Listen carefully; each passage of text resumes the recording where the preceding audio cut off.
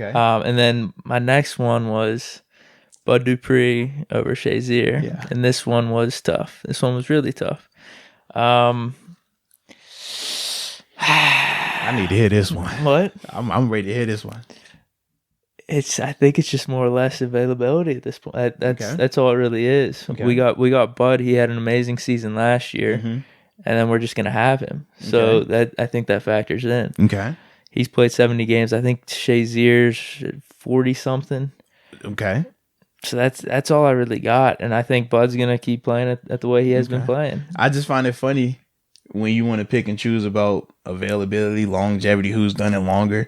Because if we talk about who had the absolute peak, who was better, Shazier's peak, even though it was shorter, it's not even close. But you just argue that with TJ versus DeCastro. And inside linebacker is not as valuable as outside linebacker. So please help me understand how that argument works for this situation, but then the other one is totally different. I'm not following you. You see how you keep moving around? No, because Shazier's career is already finite. That's unfortunately it is. That's all. I'm being serious. That's it. Okay.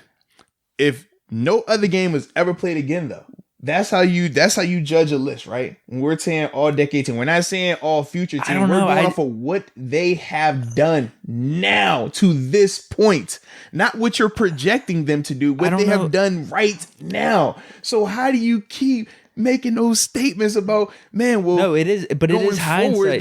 But we're not. It's completely we're talking hindsight. about right now what they have done. Do you make this pick again? What did they do? What have they done? That's what I mean. Do you make this? Now? Do you make this pick again, knowing what they've done right now? And so I mean, I would. And you can, when you make the argument about a pick, it's totally different drafting a team versus ranking players. Because if you're drafting a team, if a quarterback is on this list, if it's a quarterback out there, and not even a Hall of Fame quarterback, just a really good quarterback. Really good quarterbacks go before any of these guys because of the position. If you're drafting a team, that's what I'm saying. Like, don't keep bringing up if I'm drafting a team, because personally, that's not how it works. I mean, do you make the pick though? Like, are you like, all right, I'm set on making this pick? What do you mean? I'm not following you, bro. I mean, are you picking Shazier again over Dupree? Yes. Knowing everything that's happened, hindsight 2020. How do you know everything that's happened? That's the argument is total. Like, you're making two separate arguments, bro. No, I don't think. If we're talking about what has a player done in his career to this point, hindsight 2020, whatever it may be, what have they done to this point? That's what I mean. It's totally different than if I'm the availability. This guy. If he's available, if that's the case, Pouncey's missed a lot of time as well. Are you taking Pouncey again? He missed a lot of time. Yeah. Are you taking him again? But I mean, he's missed a lot of time. Availability, right? Shazier's career is only 3-4 seasons, and he was hurt during those seasons. But his peak, though, you saw what he was in the Defensive Player of the Year conversation before he went down. I don't know about that. Oh, now you don't know about that. Why? Because media didn't talk about it too high? It wasn't always chirped about? I guess that's it, yeah. Oh, well, he was in the conversation. He was balling out. He was about to get paid. He was about to get the crazy contract. Dude, he was there. He was awesome. And that's what I mean. It's just unfortunate.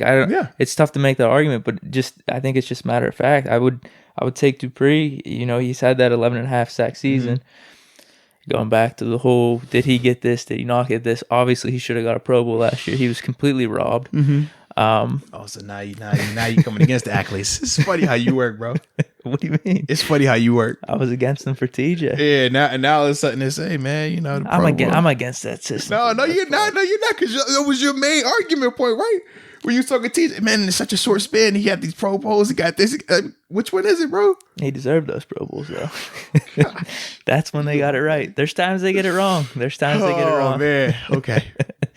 Cool. But no, as simple as, I mean, we have Bud Dupree now for next year, for years to come. So that's literally my only thing. Because if we are talking peaks, we are talking that, yeah, it is obviously Shazier. Okay. But availability, he has been injured when he was good with us. And then then his career is finite. Bud hasn't missed any time. He's missed time, yeah. Bud hasn't missed time every year except this past year, huh? No, he has missed some time. Oh. I think there was only 1 year it was extended time, though. I think it was the second year. I could be wrong with that. But just overall, 70 games versus Shazier, I think it was like 46 maybe, from what I looked at. What I can remember, at least. Okay. You're funny. That's my only argument with that. I don't really have much. Like, I mean, do you have more of your, I guess, rebuttal or reasoning for yours, or Mine's if you simple. explained it? When you talk peak players, because I'm not going off of what they could do tomorrow, because tomorrow's not promised. It's no guarantee there will be another season. So if we're going all things considered, Ryan Shazier, when he was playing, when he was healthy, he was in the conversation to be the best player at his position. He was in that conversation. We all can agree upon that. With Bud Dupree, Bud, even this season, his best season as a professional, he wasn't even viewed as the best outside linebacker on his team. Now, granted, he's playing with TJ, but he wasn't even viewed as the best outside linebacker on his team. Debatable if, when we're ranking duos, how high you would have them ranked just because of him. I mean, if you were to compare the dynamic duos of Von Miller and DeMarcus Ware type, you know what I mean? Are we going down the list of the different like pairs?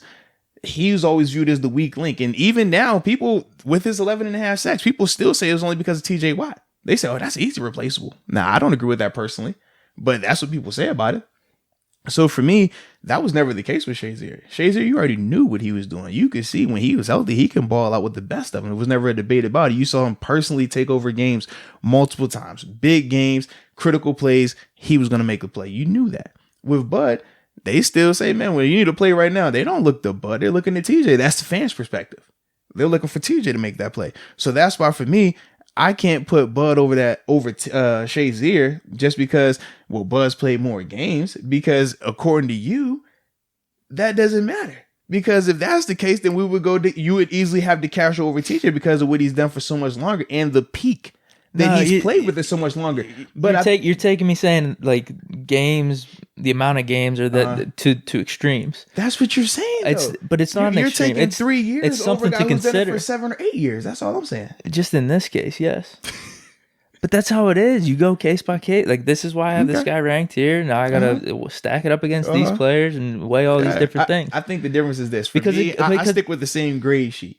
I feel like you switch your grade sheet. But no, that is problematic when you're talking NBA, and if you're gonna stick with the same thing, rings. That's it. Some people try to do that. Yeah, but it's a flawed statement. But that could get problematic. It can't, only for the people that want to make an argument for rings. Yeah. No, but that's what I mean with sticking with one thing though. If you're gonna stick with stats, that's problematic too. If you're gonna stick with team wins, that's problematic. It's only problematic when the person that you're trying to put up there on this pedestal doesn't stack up. Now all of a sudden we got a debate. Oh, well, it's not just that; it's some of this. Oh, it's not just it's some of that too. Oh, but it's some of that too. That's life. I mean, you're weighing all these different things. No, at the end of the day, what life is, people are trying to do whatever it takes to make them be in front. And we see that with the list. You're going to say one thing to benefit another person. Then when he gets to this part, we go, that same thing you were saying for this person, you'll say in a totally different way for the other person. But it's all about making your argument work. I'm doing the same thing and it's fine. Like, I ain't saying it ain't bad, but that's what it is. It is. Like, what are we talking about?